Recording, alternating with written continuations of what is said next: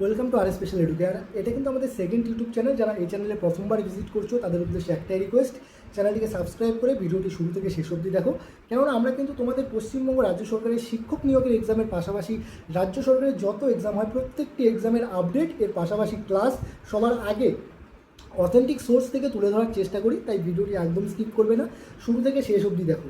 আজকের এই ভিডিওতে যে আলোচনার বিষয়, যেটা গুরুত্বপূর্ণ বিষয়, সেটা হচ্ছে তোমাদের যে গ্রুপ সি এবং গ্রুপ ডির যে রিক্রুটমেন্ট প্রসেস চলছে, যার এক্সাম হয়েছে, যার রেজাল্ট বাকি আছে, সেই এক্সামটির যে উপর কি ওবিসি কেসের ইম্প্যাক্ট কোনোভাবে পড়বে? যদি বা পড়ে তাহলে এর পেছনে যুক্তি কী থাকবে, যদি না পড়ে তাহলে এর পেছনে যুক্তি কী থাকবে। এর পাশাপাশি তোমাদের যে প্রাথমিক শিক্ষক নিয়োগের যে এক্সাম চলছে, যার ইন্টারভিউ প্রসেস চলছে, কিছু ডিস্ট্রিক্টের হয়েছে এবং কিছু ডিস্ট্রিক্টের বাদ আছে। তো এই ক্ষেত্রে তোমাদের 13,421 পদে যে ইন্টারভিউ প্রসেস চলছে, তাদের ক্ষেত্রে কি কোনোভাবে ওবিসি কেসের ইম্প্যাক্ট পড়বে? যদি বা পড়ে তাহলে কি এর পেছনে যুক্তি, এবং যদি বা না পড়ে তাহলে এর পেছনে কি যুক্তি, এই সমস্ত কিছু শুরু থেকে শেষ অবধি বিশ্লেষণ করব। ভিডিওটি একদম স্কিপ করবে না, তাহলে কিন্তু ভিডিওটির মূল বিষয় সেটা বুঝতে পারবে না। তো দেখো, এই বিষয়টা জানতে হলে আমাদের যে বিষয়টা জানতে হবে সেটা হচ্ছে কলকাতা হাইকোর্ট থেকে যে রায়টা দিয়েছিল সেটা কবে দিয়েছিল এবং সেই রায়ে কি বলা আছে। তো সেই রায়টা যেটা দিয়েছিল ওবিসি কেস সংক্রান্ত কলকাতা হাইকোর্ট থেকে, সেই রায় দিয়েছিল 22 মে 2024। কবে? 22 মে 2024। এই 22 মে 2024 সালে যে ঘটনাটি ঘটেছিল, সেই রায়টিতে কি বলা ছিল? সেই রায়ে স্পষ্ট বলা ছিল, যারা সরকারি বা বেসরকারি বা কোনো প্রতিষ্ঠানে ওবিসির সার্টিফিকেট কাজে লাগিয়ে চাকরি করছে তাদের ক্ষেত্রে কোনো ইম্প্যাক্ট পড়বে না। সেকেন্ড হচ্ছে, যারা কোনো এক্সামে উত্তীর্ণ হয়েছে এই সার্টিফিকেটকে কাজে লাগিয়ে, তাদের কোনো ইম্প্যাক্ট পড়বে না। থার্ড হচ্ছে, কোনো চলতি রিক্রুটমেন্ট প্রসেসে যারা পার্টিসিপেট করছে এই সার্টিফিকেটকে কাজে লাগিয়ে, তাদের ক্ষেত্রে কোনো ইম্প্যাক্ট পড়বে না। কিন্তু এই যে 22 মে 2024 সন, যেদিন এই ওবিসি কেসের রায় দিয়েছিল, তার পরের দিন থেকে, অর্থাৎ সেই দিন থেকেই, যখন রায়টা দিয়েছে তখন থেকেই, সেই দিন থেকেই যত রিক্রুটমেন্ট প্রসেসের নোটিফিকেশন বেরোবে, সেই সমস্ত নোটিফিকেশনে কিন্তু ওবিসির শুধুমাত্র 7% রিজার্ভেশন পলিসিই লাগু হবে। কেন?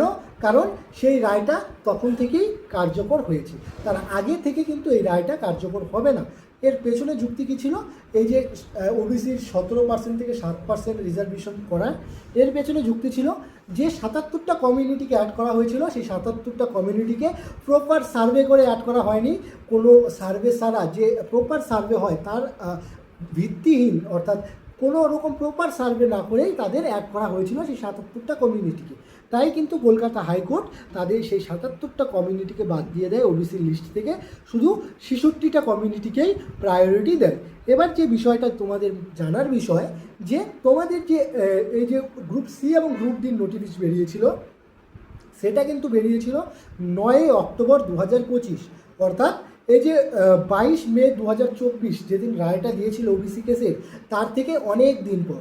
তাই যেটা কোর্টের রায় অনুযায়ী যেটা বলা ছিল, সেই হিসেব মতো যদি আমরা ভাবতে চাই, সেই হিসেব মতো যদি আমরা তোমাদের বোঝাতে চাই, তাহলে কিন্তু এই যে গ্রুপ সি এবং গ্রুপ ডি এক্সাম, এর ক্ষেত্রে কিন্তু তোমাদের 7% রিজার্ভেশন পলিসি লাগু হবে। কারণ এই রিক্রুটমেন্টটা কিন্তু সেই সময় চলতি রিক্রুটমেন্ট বা অনগোয়িং রিক্রুটমেন্ট ছিল না।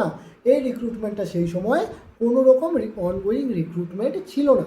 যদিও এর ভিত্তিতে এই যে রায়টা বেরিয়েছিল, এই রায়ের এগেনস্টে সেই সময়কার মুখ্যমন্ত্রী সুপ্রিম কোর্টের দ্বারস্থ হয়েছিল, কিন্তু পরবর্তী সময়ে গভর্নমেন্ট চেঞ্জ হয়ে যখন যায়, সেই সময় কিন্তু নতুন গভর্নমেন্ট এসে সেই কেসটাকে উইথড্র করে নেয়।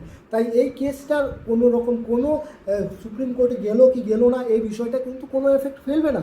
কারণ সেই কলকাতা হাইকোর্টের রায়টাই প্রায়োরিটি পাবে, কারণ এই কেসটা সুপ্রিম কোর্ট থেকে উইথড্র করে নেওয়া হয়েছে।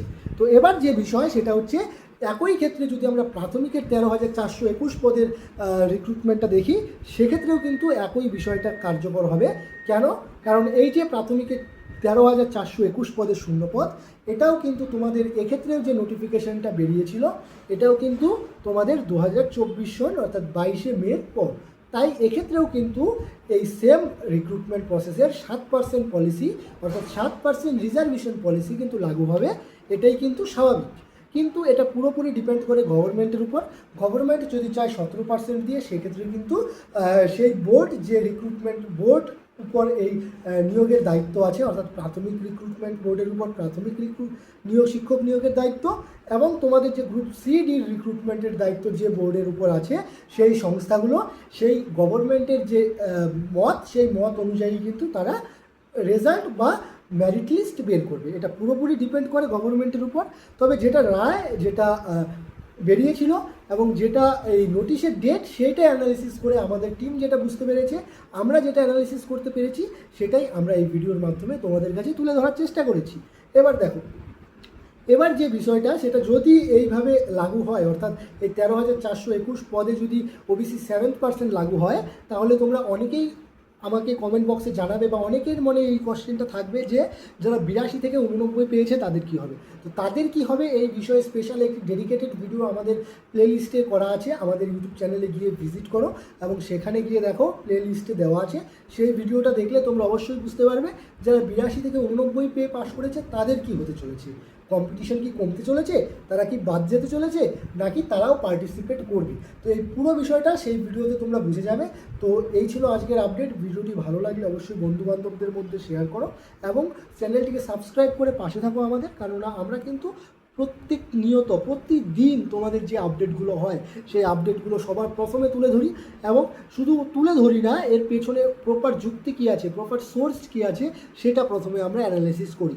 যদি আপডেটটি অথেন্টিক হয়, আপডেটটি ভ্যালিড হয়, তাহলেই কিন্তু আমরা প্রোভাইড করি। অন্যথা আমরা কিন্তু তোমাদের বিভ্রান্ত করার জন্য কোনো রকম ইনফরমেশন প্রোভাইড করি না। তো এই ছিল আজকের মূল কন্টেন্ট, আজকের মূল ভিডিওটি ভালো লাগলে চ্যানেলটিকে সাবস্ক্রাইব করে বেল আইকনটি প্রেস করে রাখো, যাতে পরবর্তী ক্লাসের আপডেট সবার আগে তোমার কাছে পৌঁছে যায়।